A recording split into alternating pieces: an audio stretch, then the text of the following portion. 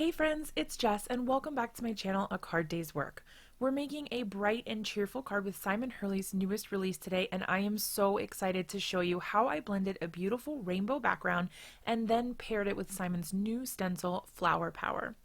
I'm using Simon's dye ink pads, and the best part is I got this whole rainbow with only 4 colors. I used Prom Queen, Slippery When Wet, Clear Skies, and Crown Me. I started off with the mini ink blending foams, but I decided to pop open the brand new domed blending tools from Ranger. I was a little hesitant because some previous domed blending foams I tried had a tendency to shred when you blended with them. I'm a little heavy-handed with my ink blending, and these new foams from Ranger really held up, and they blend so smoothly. I get beautiful blends with my Simon dye inks normally, but this took it up another notch, and I love the results. I'm blending on Simon's Stark White cardstock, and the combination is amazing.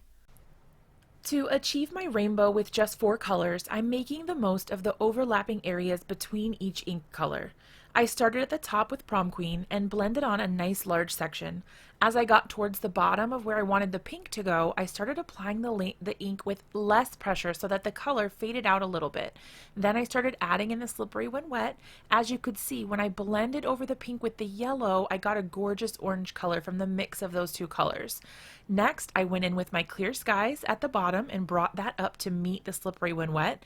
My pink area was a little bit larger than I wanted at the top, so I added in the Crown Me to help make that section smaller, and I really love the depth this color added to my blend. Once my ink blending was finished, I set the card panel aside and got started on the rest of the card.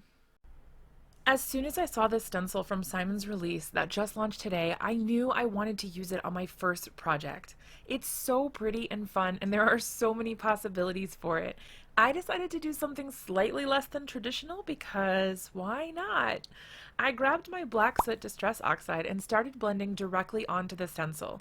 I didn't want to cover up the majority of my blended background, so I blended the ink directly on the stencil so I'd get an exact copy of the stencil's pattern on my project rather than the negative spaces through the stencil. To make sure my ink transferred nicely, I spritzed a little bit of water from the Distress sprayer onto the stencil and then placed it face down on my blended background. I kept it in place for a few seconds to ensure the ink really transferred nicely and then lifted the stencil off the background. Because I used Distress Oxide ink, the look is a little less crisp, and that also goes hand in hand with the use of water there, but you could always use a different kind of ink for a more crisp black result. Another great way to do this would be to brayer black acrylic paint directly on your stencil and then apply the stencil to your project. Just be sure to clean your stencil after and you'll be good to go for the next time you want to use it.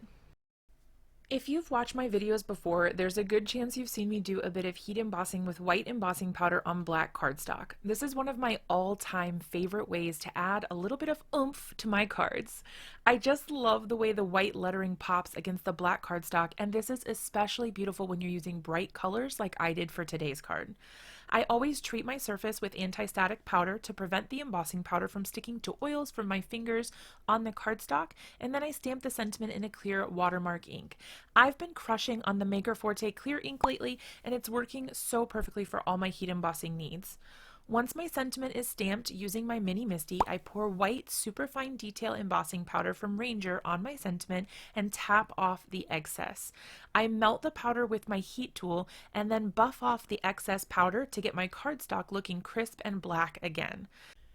To get my sentiment ready to be added to my card, I used my paper trimmer to cut the cardstock down to a thin strip just a little bit larger than the sentiment itself. I decided to use these little cuties from Hoppy Easter, which also launched today. I stamped them on Stark White cardstock in Eclipse black ink from Maker Forte. This ink is formulated to work with alcohol markers and it doesn't bleed, which is such a relief. I colored the adorable bunnies with Copic markers and then cut them out with a sharp pair of scissors. I decided I was actually going to get 2 cards out of this background instead of 1, so I stamped and cut 2 of each bunny image.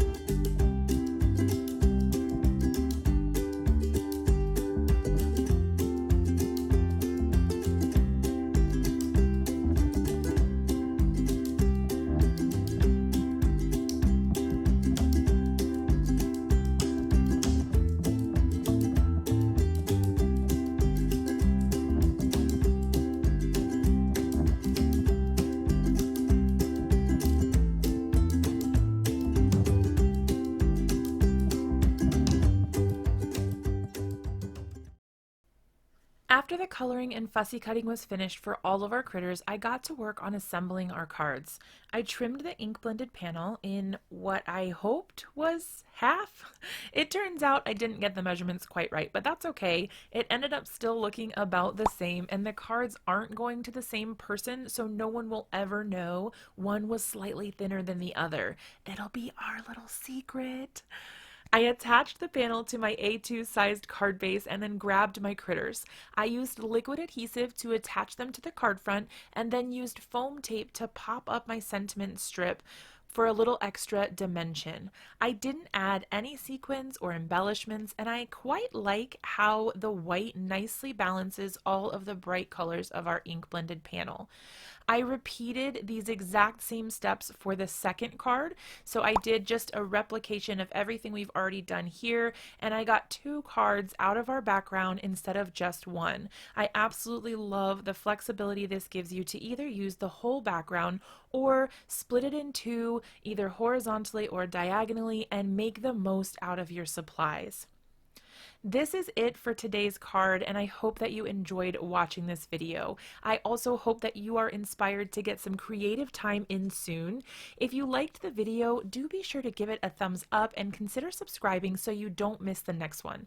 I can't wait to see you all in another video really soon.